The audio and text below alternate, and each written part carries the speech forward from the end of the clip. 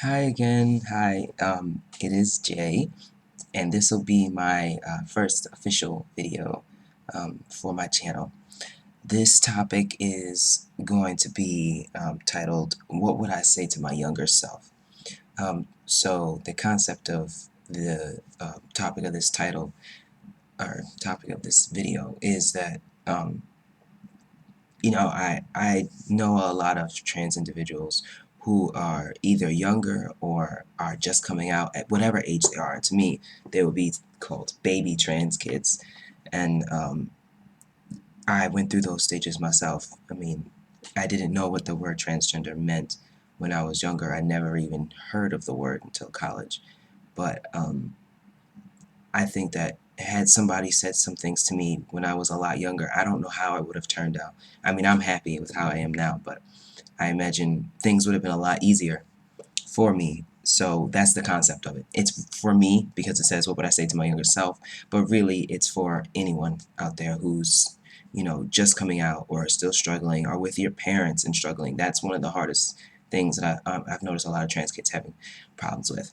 So the first thing that I would say to my younger self is that you're not crazy. So you'll have parents, you'll have peers, you'll have media, society, even your best friends telling you that you're not transgender or, something's wrong with you, that's not right, or this is just a phase. You know, um, that's not true. If you know that you are transgender or questioning or you think that you're gender nonconforming, you know yourself better than anyone else. No one else can explain that for you.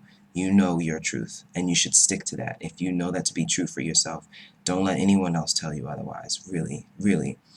Um, when I was younger, I have a different coming out, or not coming out story, but a different story of like discovering that, I was different. Um, and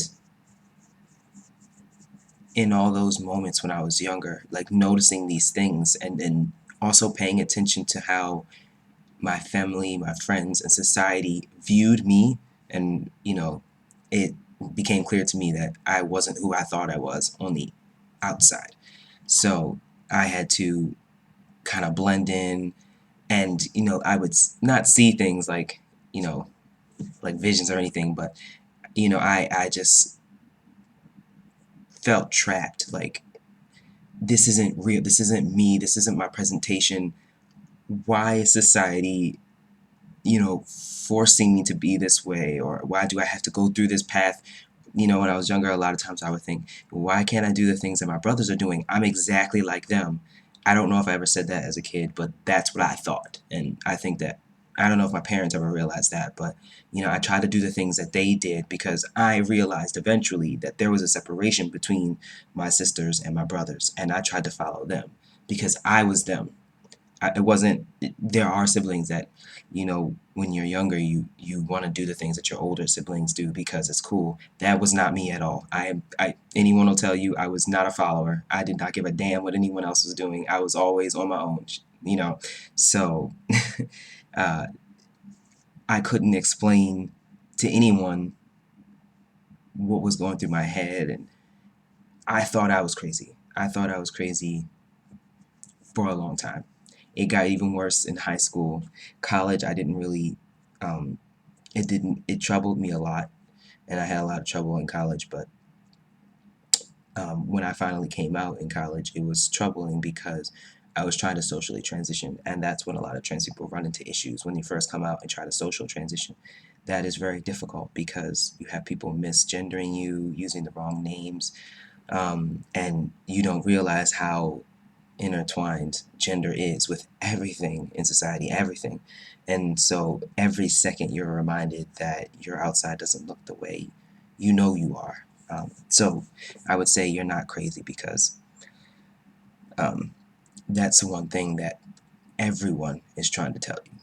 Don't listen to them. There are more than enough people, more of us out there who are, doing just fine, got the education, making a lot of money, and we are doing just fine in society. To say that one would be crazy is to say that we can't function in society, and that's not true. The second thing is, and this is, kind of follows that, is where there's a will, there is a way. Um, Oftentimes I got really down when I came out in college about all the roadblocks that were put in front of me because of my insurance, telling me that, I wasn't covered for this, or this was a cosmetic surgery, or, I can't socially transition the way I want to because I can't afford the clothes. Most of the time it's finances and access that trans people have issues with, and I had those issues clearly. So even growing up, it was like, when can I finally be me? And so that's another aspect of it. So for me, I'd say where there's a will, there's a way. Because if you truly want this, and it's sad that it has to be that way, you have to work for it sometimes. And if it's not, you don't have the money, you're not making enough, you find a way. Because for me, I had to find a way. If I didn't find a way, I don't know where I would be. I probably would not be here right now, and I'm not kidding. Um, I focused all of my energy in school because while I couldn't control all the things around me, the one thing I could control was my grades. The one thing I could control was, can I get into graduate school? Can I get into the next program that's going to propel me forward into the career that I want so that I can be financially stable? And I focused most of my energy on that because that was my will to find the way to where I needed to go. The finances was the issue. Luckily, I was able to go to New York City and I found a great clinic, Callan Lord Community Health Center, and excuse me, and it was a lot easier for me to do to begin hormone replacement therapy and next to surgery. So um, that I would say for anyone. Mostly, a lot of trans people like are home with their parents, and their parents are forcing them to not transition, not believing them, not supporting them, taking away their insurance, not giving them funds for college or for school or for anything, and as a means of controlling that person's life. So you just have to focus on what you can control at the moment. And what every single one of you guys can control is your school. If there's nothing else that you can do, focus your energy on school. Trust me, it works. And it will be a form of relief because that you have some control in your life. If you don't focus on your schoolwork, you don't do well in your schoolwork, it's going to be a lot harder for you finance-wise because transitioning is not easy. It is very expensive, even if you have insurance. The next one is, it kind of goes with that as well, but don't give up and do your research. Uh, One of the things that I had trouble with in terms of like being depressed about socially transitioning is that it always felt helpless. It felt like I can't do that. I can't get the letter I need. I can't get the insurance. I can't afford it. Um, I had to do my research. I had to look out there, see what scholarships were available. I had to find, what health centers are nearby. How much does it cost? I called people. You have to do your research. I know that you want to start hormones. I know you want to go through your training or your surgery, and I know you want to start socially transitioning. But you got to do your research. You need to know what you're walking into because it will be a lot harder if you don't. You will fall into a lot of depression, a lot of dysphoria if you don't know what's going on and if you don't prepare. You have to. You have to. You cannot just start transitioning and assume that that's going to solve all your problems. It's not. It's going to cause more problems. If you want me to talk about that in another video, I will. Do your research. Know what HRT can do, what it can't do. Look at the side effects. Pay attention to the rare side effects because they're really not rare. Ask around other people, but make sure that you look at actual research instead of asking people for their, you know, opinion or what happened to them. It does not mean it's going to happen to you. So make sure you do your research and make sure you keep that somewhere so that you can refer to it throughout your transition and for the rest of your life. Finally, and this is the most important, I found that the one thing that does keep people resilient in being transgender and helping them to continue their lives and do what they do and control what they can control until they get what they need is to have a support system. If you don't have a support system, it's going to be incredibly difficult for you. You have to find them. They're there. Don't assume that everyone um, is transphobic. Don't assume everyone won't understand. You need that support. You need it. You need that validation. You need someone to turn to when you're upset. You need other people's problems to worry about instead of your own so that you're not sucked in your own dysphoria and feeling that no one else has any suffering in the world as great as you. Helping other people and being involved in a social relationship with other people is extremely important. Extremely important. I think that if I didn't have the support system that I got when I was in college, I don't know.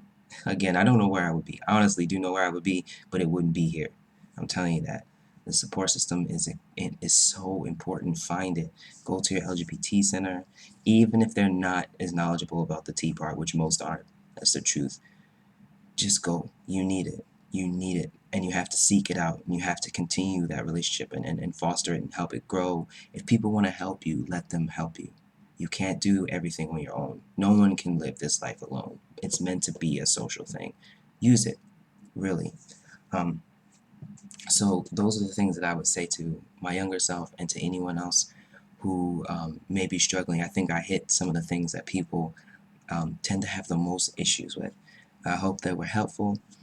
If you have any questions, comments, I'll leave my Twitter, Instagram, email account. You can comment under the video, like and subscribe, share it, please. I have a whole lot more things like this to talk about. I'm not sure what my next topic might be. I'm thinking about putting my 6-month transition line up so far, maybe 7. Um, so yeah, I hope you enjoyed it. Have a great day.